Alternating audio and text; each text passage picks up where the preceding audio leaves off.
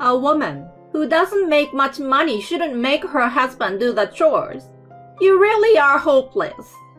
My mother-in-law berates me as she pleases, but at last, she realizes the situation in my household. Wait, are you by any chance paying the mortgage for this house? How much are you making? My name is Dawn. I'm a 35-year-old project manager. I've been married to Jonathan for 3 years now. We occasionally argued and went through ups and downs, but now we are leading a relatively smooth marriage. I suppose we would continue this way, working hard on our careers, and staying together for the rest of our lives. But there is one obstacle that greatly shakes my feelings. My mother-in-law. I've disliked Kim from the moment I met her. It's because she has been bullying me from the start. So, you're Jonathan's fiancé, huh? I will toughen you up, so brace yourself. She grinned with an audacious smile. Hearing such comments from someone I had just met obviously made me feel uneasy. When I first visited my in-laws after getting married, she, as expected, bossed me around. You are so slow. When will the food be ready? I don't know where the things are in your kitchen, so it will take longer. Geez, are you talking back to me? You impudent daughter-in-law. I will straighten out that rotten character of yours. Now get to work. She's been incessantly bullying me in this manner. I stopped wanting to visit my in-laws long ago, but Jonathan insists that I at least attend family gatherings.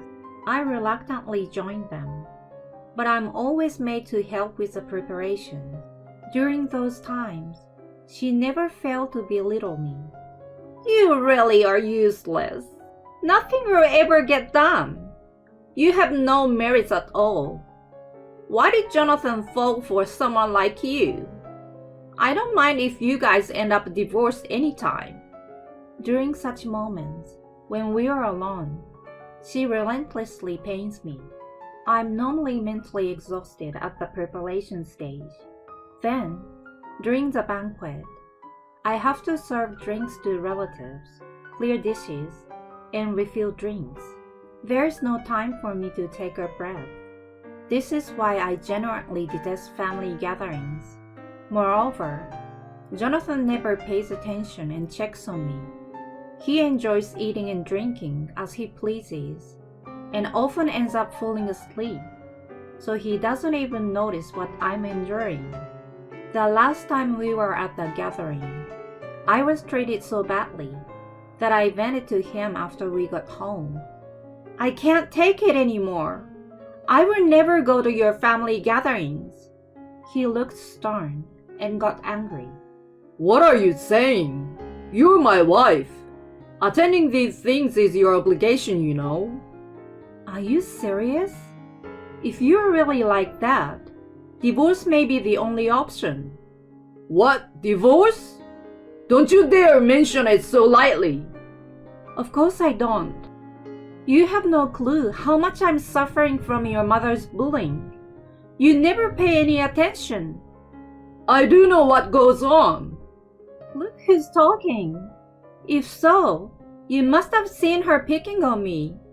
You don't pay attention to your surroundings. Instead, you just focus on food and then sleep. He fell silent, as if I had struck a chord. We often clash over family matters like this. After that, he finally gave in and never asked me to join the gatherings anymore. I've been able to avoid seeing Kim since the beginning of the year, which has brought me immense relief. However, it was just the calm before the storm.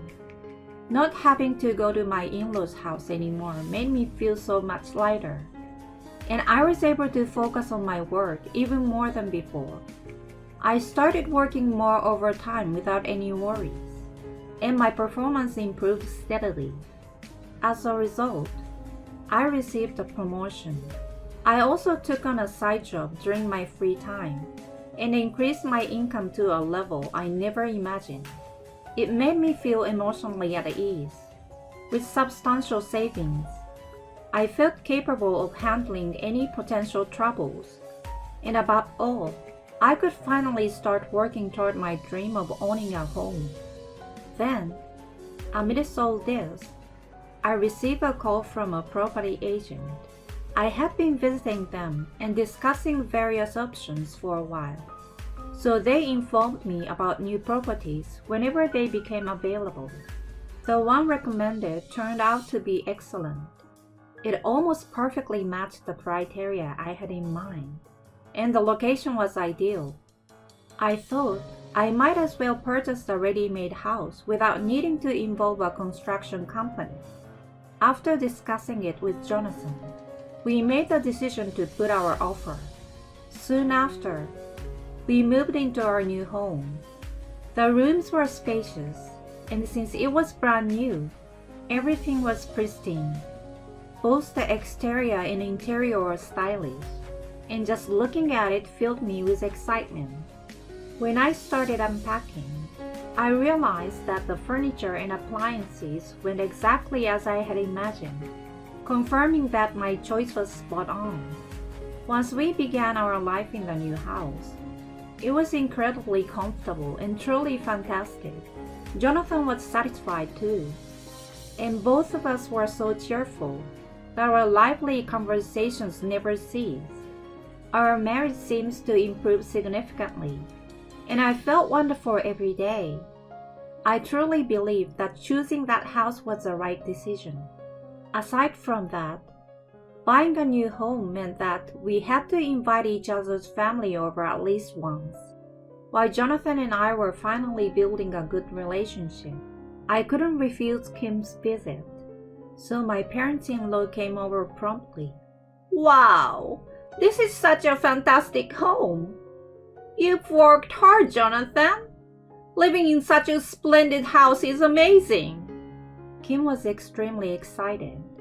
However, it felt like Jonathan was giving off the impression that he had bought the house, which bothered me a little.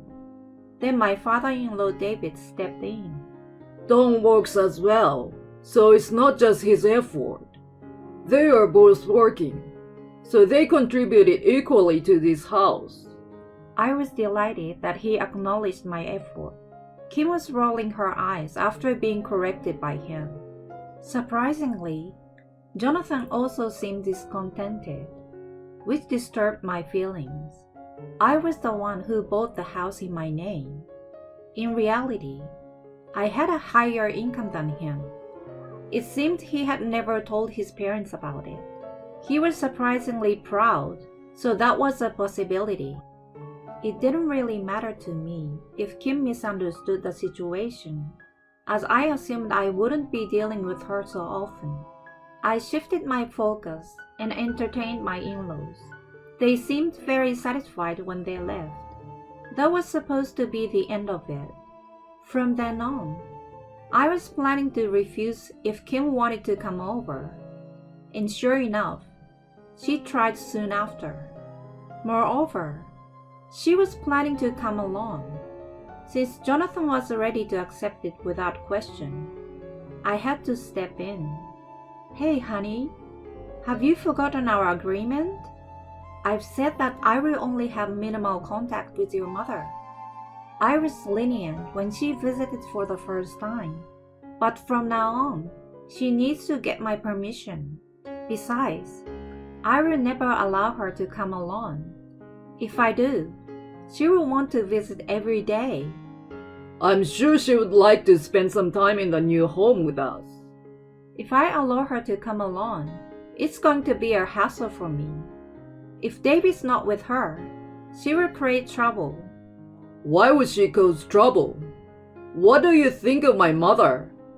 Anyway, don't invite her when I'm around. I didn't budge an inch. Knowing him, I figured he would try to break the previous agreement and invite her over. He reluctantly accepted my demand and promised not to do it. I thought it might have strained our relationship, But surprisingly, he continued to treat me normally afterward.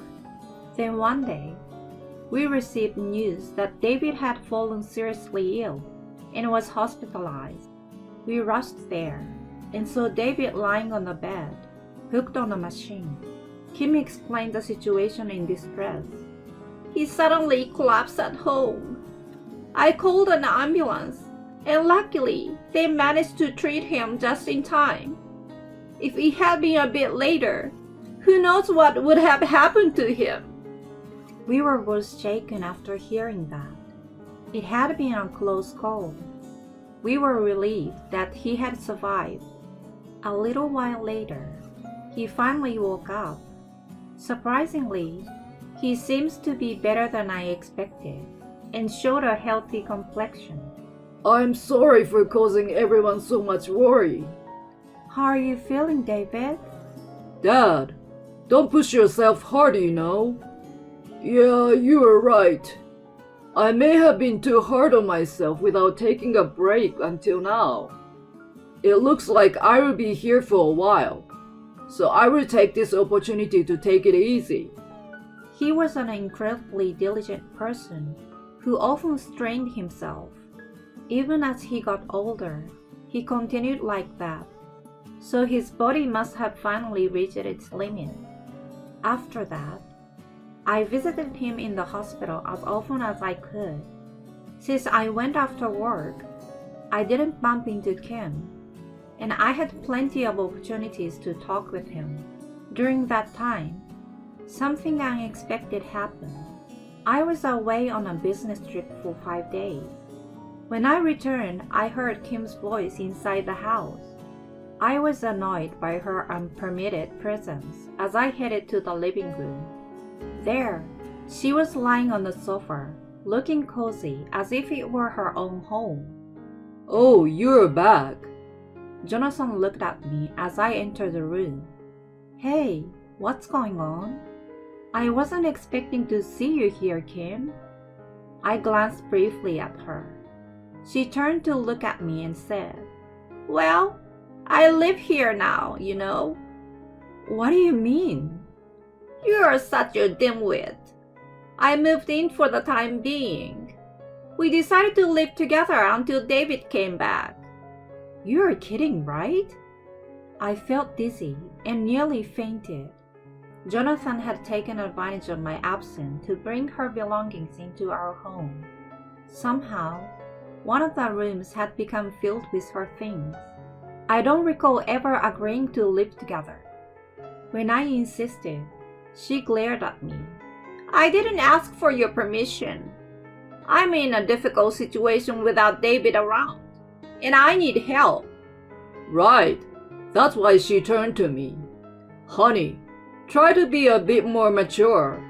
It's not about agreeing or disagreeing.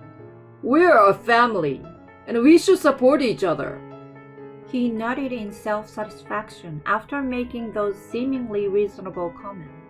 Kim proudly exclaimed, That's my son. Then, if I want to invite my parents to live with us, that should be okay, right? What? Well, according to your logic, it should be. If they want to live together and need help as a family, we should support each other, right? So it should be fine, shouldn't it? No, that's not the same. How is it not the same? Don't argue with him, you wicked woman! Kim shouted, coming to his defense as he struggled to find words. I'm living here now, so there's no space for your parents to come. If you understand, start doing the housework. You've been playing around all this time, so you better work diligently from now on. I've been working all this time. It's probably not a significant job anyway. Besides, your business trip seems suspicious. You might have just taken a trip with your lover for all I know.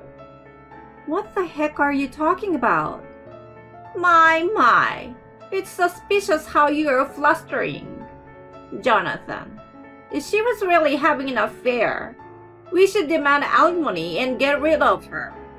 Yeah, agree. Unbelievable. How much more could they belittle me?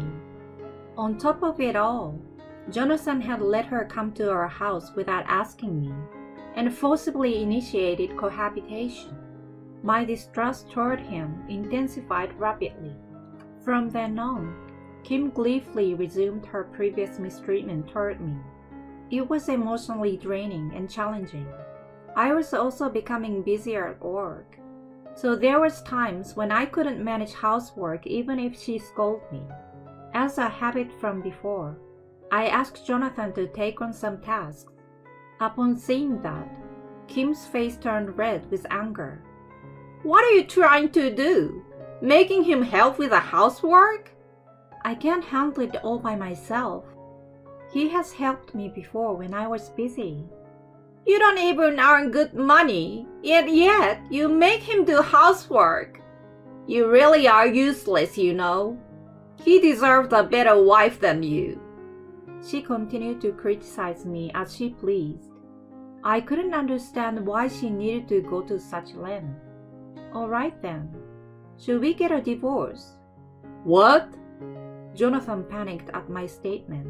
Hold on, honey. Don't bring it up so casually. This might be a good opportunity, Jonathan. Rather than being with a woman like her, you should find someone better. But Mom, that's not possible. Why not? Well, he hesitated, choosing not to reveal the truth, possibly due to his pride. I felt there was no need to wait for his answer, so I began packing my things. I can't relax here anyway, so I will return to my family for now. Are you serious? No problem, Jonathan. With the intruder gone, we can live carefree now. Mom, be quiet. Jonathan? Hon, what about the mortgage payments and stuff? I won't pay them unless you kick her out. If she continues to stay here, I will put the house up for sale. Wait, hold on. That's going to be a problem. Hey, Dawn, what nonsense are you blabbering about? This house belongs to Jonathan, right? While she leaned to peer at his face, she finally seemed to realize the situation. It was because he appeared uncomfortable and turned his face away. Wait, you're the one paying the mortgage by any chance? I nodded in response. How much do you make? Well, I earn around $4,000 net monthly. Including investments and the side job, it's even higher. His take-home salary is roughly around $2,000. Oh my God! You have a much higher income! That's right. She finally learned the truth and was devastated. Dawn, I was wrong. I apologize, so please reconsider. You say that now, but my decision is final. I don't want to stay with Jonathan and you any longer. Divorce is definite. Oh God, honey! Dawn! They tried to stop me, but I left the house without paying them any mind. Afterward, I demanded a divorce through a lawyer. Jonathan resisted it until the end, but when I mentioned going to court, he quickly relented. He seems to be quite frightened of the idea of a trial. Since the house was in my name, I asked them to leave. I explained the situation to David and apologized for the divorce. He, in turn, apologized for the trouble his son and wife had caused, calling them foolish. He also decided to divorce Kim. He had grown tired of her unruly behavior and wanted nothing more to do with her. My ousted ex-mother-in-law ended up moving in with Jonathan, becoming a sort of parasite. However, without an affluent lifestyle they were used to, they became frustrated and started quarreling daily. On the other hand, I invited my parents to live with me in the house. They seem very comfortable in our new home, and I find it easier to focus on my work now. I'm leading a fulfilling life at last. I'm putting romance and marriage aside, and will focus on living a harmonious life while dedicating myself to my job.